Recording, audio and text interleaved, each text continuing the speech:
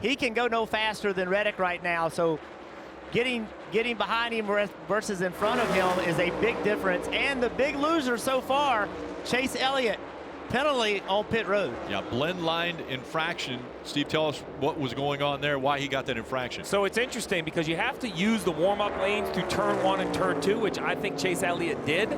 The question has, did he come too far to the right? I was under the impression you could make as big an arc as possible. The argument might be that he actually entered the racetrack itself once you get to that second white line. If we back that up one more time, between the two corners, there's 2 white lines on the racetrack. One is kind of the top of the access road. The other one is the apron of the racetrack. They sent out the sheet yesterday, do exactly what they tell us to do. Yeah, so NASCAR is saying that all 4 have to be below the second white line. You cannot access the racetrack. Well, the verbiage of the sheet he's referring to is the handout, and the exact term is you must use the access road until the exit of turn 2. That's what's printed on the sheet. So NASCAR feels when he goes driver's right of the second white line, he's no longer on the access road. So there, the 6 has just got its right side tires on what we would call the racing surface, not the racing line, but the surface. I don't know if I would call that the racing surface. That's the problem with that update. But isn't that white line, that signifies the apron of a racetrack? Yeah, but it hasn't for 14 years that we've run the Brickyard 400. I've seen drivers go out there all the time. So, you know, to Jeff's point about controversy, now he sees some big smoke out of the back of the 17 of Buescher. My point is, Rick, I agree that if the line is going to be the reference point, then let's reference the line in the update. So we'll have to see if this information gets handed to all the other drivers, Jeff. Yeah, just write the rule in black and white. Yeah. You can't go above that line, and then there's no question. Agreed. This is a vague rule.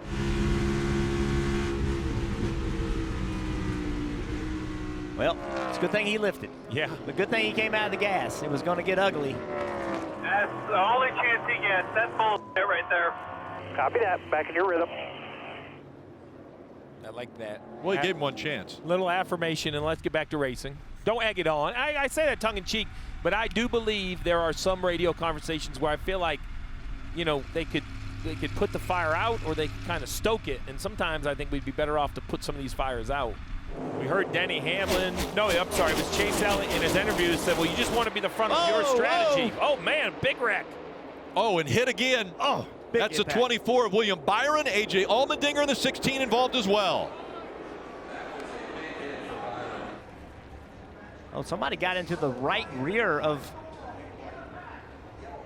Looked like the 22 potentially of Logano behind him. It looked like there was 2 Or cars 12, 2 cars or 3 cars 3 wide. Let's take a look right here. You see, oh, you're going to see it right here, the 21, 41, and 24. So the 41, if we back that up and watch that one more time, the 41 is trying to get 3 wide between the 21 and the 24, trying to make it 3 wide. I don't believe Harrison Burton or William Byron knew that they were 3 wide. This will be a great look right here. Oh, they're hitting each other there. So he's in his right rear quarter panel. So you see Hamlin now not only looking out his camera. Oh, no. There we go.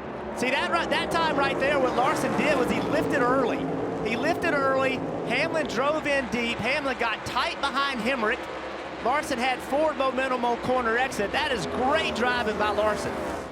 4 to go. Fire's still lit under the hood of the 6. I'm nervous. For who? Everybody. Coming out. Oh, we got a caution that comes out. It's the 8 of Kyle Busch. And you heard a radio, max save, max save. I can tell you that could have been anybody in the top 20 on the radio about saving fuel.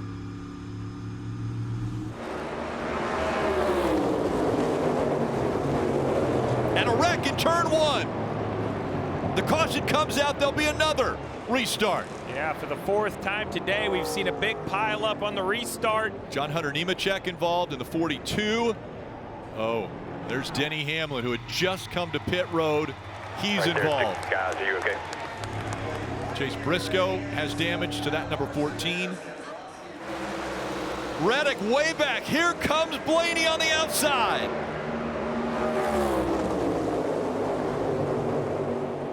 Larson easily by Blaney, and you see Blaney wiggling. Does he have enough fuel? Now can Larson hold off Reddick? Oh! Spinner on the backstretch, and is he going to make contact? He does with the inside wall. We'll see if he continues to roll. They stay green.